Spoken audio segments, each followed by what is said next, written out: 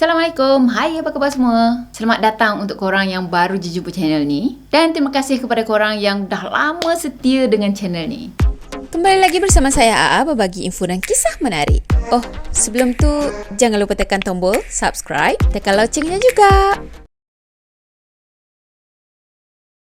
Okey, untuk video seram kita pada kali ini, saya nak ceritakan pengalaman seram yang pernah berlaku di Borneo. So, tajuk yang dibagi dekat sini, perjalanan daripada Sandakan ke Kota Kinabalu yang sangat menyeramkan. Sudah sedia?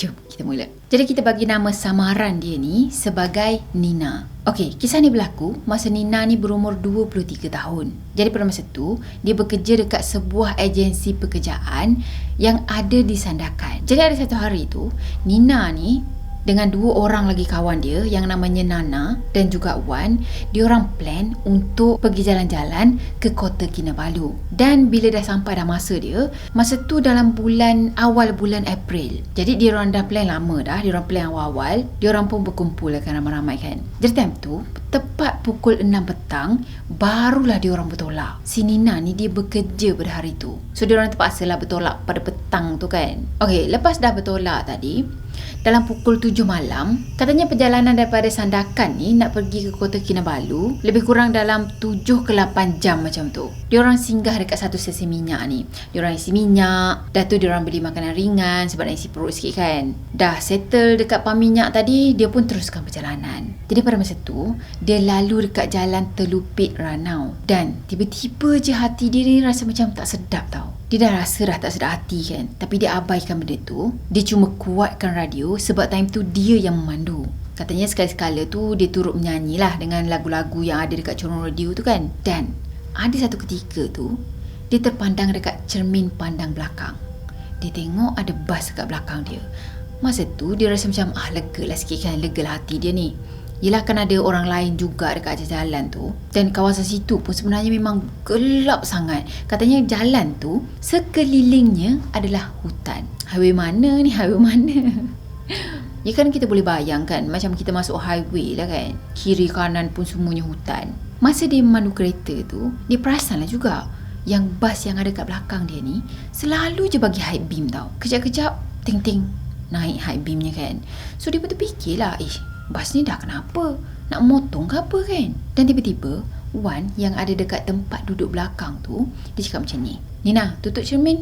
Dan Nina tadi pun macam ikut je lah kan. Dia pun tutup lah cermin kereta. Tapi Nana yang ada dekat sebelah Nina pada masa tu, dia pun tanyalah kan, kenapa weh? Si Wan ni pun marah. Dia cakap macam ni, orang suruh tutup, tutup je lah bodoh. Dalam masa yang sama, Nina dah rasa dah kereta yang di tengah pandu sekarang ni makin berat. Dan bas yang ada dekat belakang ni pun tak henti-henti tau bagi high beam. Dalam hati Nina pada masa tu, dia cuma fikir, ya Allah, janganlah ada sesuatu yang tak diingini berlaku. Sebab perjalanan dia orang ni masih jauh tau. Dan time tu, dia pun tukarlah lagu keagamaan sikit kan. Katanya lagu rohani. Saya fikir lagu keagamaan macam itulah kot. Dan katanya, lepas dia dah tukar lagu tadi, kereta yang dia pandu masa tu dah kembali ringan. Dalam pukul 11 malam, dah 4 jam dah diorang atas jalan tadi kan.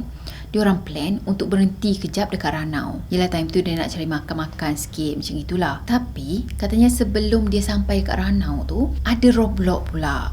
Dan polis tu tahan dia tau. Katanya time tu polis tu tanya dia dalam bahasa ibunda, bahasa dusun macam tu. Dan sebenarnya dia tak adalah fasih sangat dalam bahasa dusun, tapi dia jawab dalam bahasa dusun katanya. Dah tu polis tadi cakap apa tau? Dia cakap, saya sarankan lebih baik korang ni semua stay dekat sini. Sebab sekarang ni banyak sangat kes yang berlaku dekat jalan Ranau Tamparuli. So pada masa tu dah dekat dengan pukul 11 kan, dalam pukul 10 lebih. Jadi diorang pun buat keputusan, yelah kita ikutkan aja apa yang pihak polis tadi sarankan. Diorang cari hotel dekat situ dan berehat dekat sana. Jadi esok harinya tu barulah dia sambung perjalanan diorang nak pergi ke Kota Kinabalu. Katanya masa tu dia ambil masa dalam sejam 45 minit untuk sampai ke Tamparuli. Itu pun sebab kawan dia orang ni, si Nana tadi, dia banyak sangat request nak berhenti dekat situ, nak berhenti dekat sini. Sebab itulah jadi lambat. Jadi dalam pukul 2, dia orang sampai dekat hotel yang dia orang tempah, yang ada dekat Kota Kinabalu tu. Malam pertama, dia orang stay dekat Kota Kinabalu tu. Malam tu dia orang keluar makan dekat restoran yang ada di Likas. Dan pada malam tu juga sebenarnya dia ada jumpa dengan tunang dia. Nana dengan Wan ni pun ikut sekali lah diorang dinner sama-sama kan. So diorang lepak, diorang borak-borak, semua makan kan. Dalam pukul 11 malam barulah diorang balik ke hotel. Cuma masa tu sebab diorang macam nak privacy masing-masing kan. So diorang ambil satu orang satu bilik. Diorang tak duduk sama-sama. Dah tu si Nina tadi pun tidur lah kan. Malam tu tak pun mungkin dalam pagi lah kot. Dia tersedar daripada tidur sebab dia dengar bunyi telefon. Ya, telefon bilik dia berbunyi masa tu. Jadi dia pun angkat lah kan. Dia angkat, rupa-rupanya si Wan yang call dia. Dah tu si Wan cakap, "Oi, ada benda kacau aku lah." Dah lah menyerupai si Nana pula tu. Sebenarnya diorang memang tahu hotel yang diorang duduk tu memang agak keras sikit. Dan diorang sendiri pun memang tak sangka kata diorang semua akan diganggu. Okey, lepas tu dia sambung tidur lagi kan. Dalam pukul 3 pagi, katanya waktu subuh dekat sana, masa tu tiba-tiba je perut dia meragam. So dia pun bangun lah kan. Jadi masa dia bangun tu macam mamai-mamai macam tu. Dan tiba-tiba dia ternampak macam ada kelibat orang yang tengah tidur dekat sebelah dia. Bila dia tengok betul-betul, oh rupa-rupanya Nana. Nana tengah tidur, tengah baring dekat sebelah dia sekarang ni. So dia pun bangun lah, pergi ke toilet sebab sakit perut tadi kan. Tengah syok melepas hajat tadi, mungkin masa tu lah baru dia terfikir. Masa tu lah baru sel-sel otak dia ni mula berhubung dan terdetik dalam fikiran dia. Macam mana si Nana ni boleh masuk dalam bilik aku? Takkanlah dia pergi minta kunci berdua dekat pihak hotel pula kot. Dah mula gelisah lah dia time tu. So dia pun settle apa-apa yang patut. Dan dia keluar daripada tandas. Dia tolak pintu tandas tu perlahan-lahan dan intai. Masa dia tengok ke arah katil dia tu, kelibat yang menyerupai Nana tadi dah hilang. Allah, apa pula lah yang aku nampak tadi. Masa tu dia rasa takut sangat. Tapi saya tak faham juga sebenarnya. Dia boleh pergi naik atas katil dia dan sambung tidur. Dia boleh terfikir untuk pergi tidur balik dekat tempat tu yang mana dia nampak penampakan dekat situ. Kalau saya confirm saya akan telefon geng-geng yang lain. "Woi, aku tumpang bilik engkau." Macam tu kan. Okey, sambung. Bila dia dah nak sambung tidur tadi, dia baring je atas katil dia. Tiba-tiba dia dapat rasa yang tilam dia sekarang ni ada sesuatu yang tengah duduk.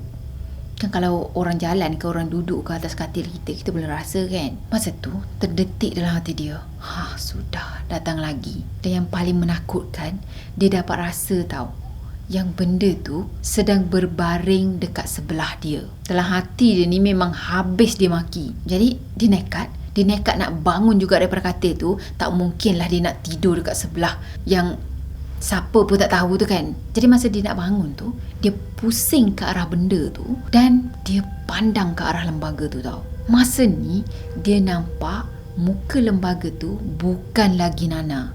Alamak, muka dia dah lain. Time tu tak tahulah daripada mana datang keberanian dia. Tiba-tiba je dia rasa macam hangin, rasa macam marah. Dan dia cakap dengan benda tu. Dia cakap macam ni, "Kau balik ke alam kau. Aku datang sini nak berehat." Dan tahu lembaga tu buat apa?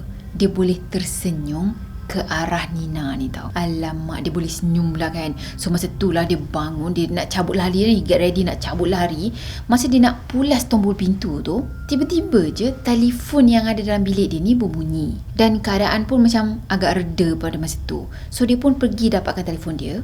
Dia angkat telefon dan rupa-rupanya Nana yang call.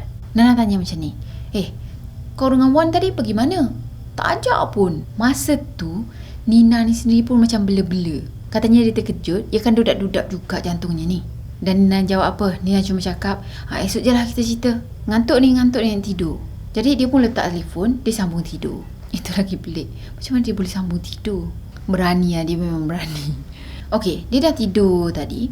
Tiba-tiba je dia terkejut sebab dia ada dengar bunyi ketukan dekat pintu bilik dia. So dia pun pergilah ke arah pintu kan. Buka pintu bilik tu.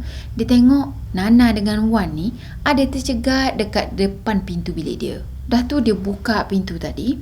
Wan dengan Nana tadi pun dia masuk ke dalam bilik tu Tapi katanya pada masa tu dia perasan yang muka Wan dengan Nana ni pucat lesi. Seolah-olah macam tak ada darah macam tu Dah masa tu dia fikir, ini kalau tak orang benda lain ni kan. So dia dah tak nak dah dia kena usik ke, tak nak dah ada kaitan lagi. So dia pun pergi cubit si Wan dengan Nana tadi. Dan dia orang menjerit. Dah menjerit tu confirm lah orang lah ni. Dan masa tu Wan dengan Nana ni pun cakap lah, cepat-cepat lah Nina, siap-siap. Dalam masa yang sama diorang macam sembang-sembang lah kan. Masa diorang duduk sembang-sembang tu, tiba-tiba je pintu toilet bilik tu boleh terbuka dengan sendiri. Alamak, dia main pintu pula. Dalam hati si Nina masa tu, dia cuma fikir, dah mula dah ni. Dia start lagi lah, dia nak buat lagi lah tu.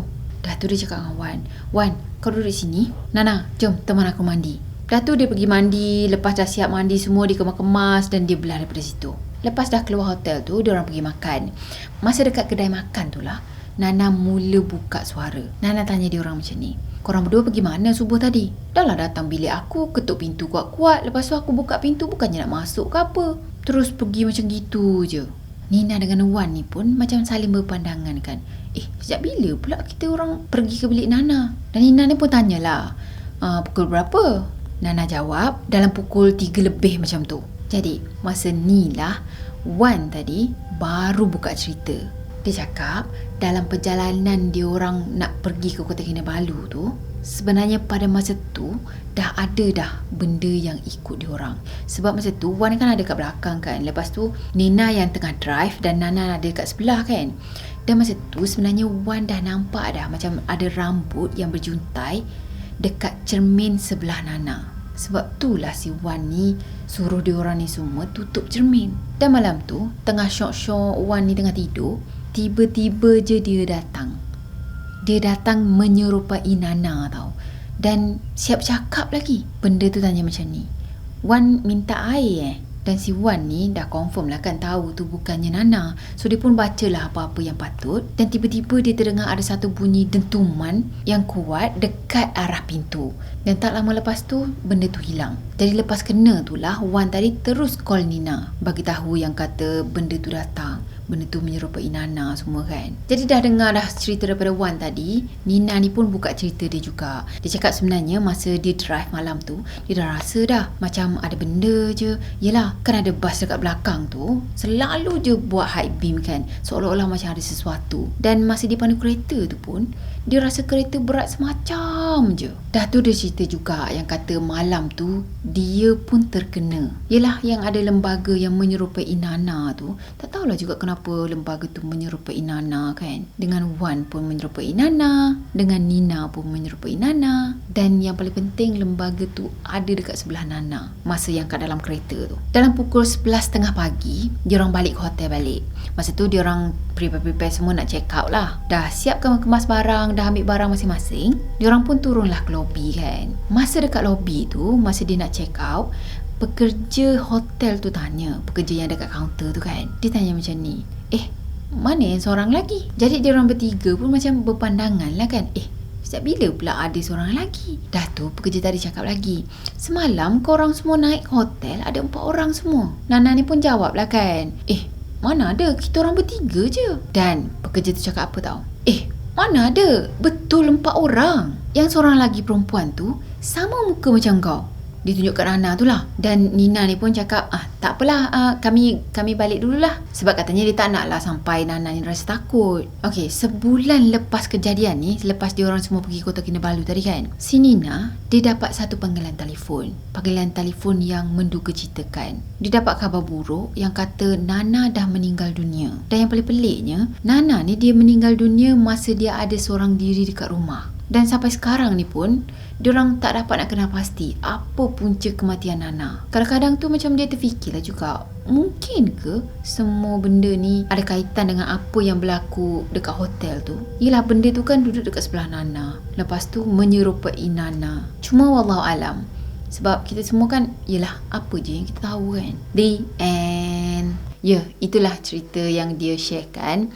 Cuma bagi kita orang Islam, kalau berlakunya kematian, itu semua sebab dah sampai masa dia. Sebab kita semua kan memang dah berjanji dah dengan Allah. Sebelum kita dilahirkan, orang kata apa? Sebelum ditiupkan roh ke dalam jasad macam itu, kita dah berjanji dah dengan Allah Subhanahu Wa Taala macam mana cara kita meninggal. Cuma yelah, bila dah sampai ke bumi, kita dah tak ingat lah apa yang berlaku dulu kan. Jadi kalau ada berlaku kematian ke, kalau yelah, tak kira lah macam mana sekalipun kematian tu boleh berlaku, Semuanya atas kehendak Allah. Percaya benda tu.